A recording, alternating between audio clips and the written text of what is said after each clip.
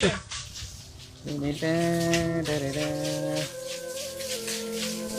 अर्जुन गाडी धुतो वाटतं? अरे गाडी एकदम टकाटक वाटली पाहिजे का नाही मग? हा चांगले बर का. इकडे गावामध्ये दुष्काळ पडलाय आणि तू गाडी धु चांगली चकाचक. अरे बाबा गाडी कपडे कसे एकदम चकाचक वाटले पाहिजे, त्यामुळे गाडी रोज धुवा लागती. बरे अरे तुझा मुलगा काहीतरी करते वाटतं गावात, कशाची रॅली काहीतरी काढते ना? अरे हा, त्याचं काय माहितीये का, त्यांनी एक रॅली काढलेली, पाणी अडवा पाणी जिरवा. त्याचं काय आहे ना, लोक विनाकारण पाणी वाया घालितात.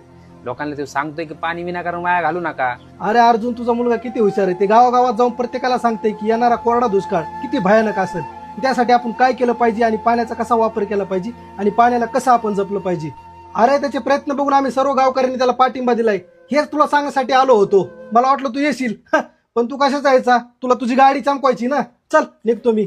अरे दीपक थांब, मी पण येतो.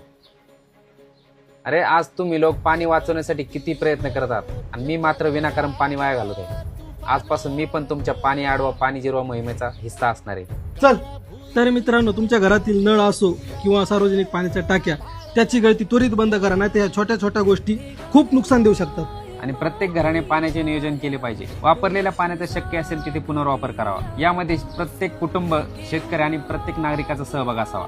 आज तुम्ही पाणी वाचवाल तर उद्या तुमची पिढी वाचल.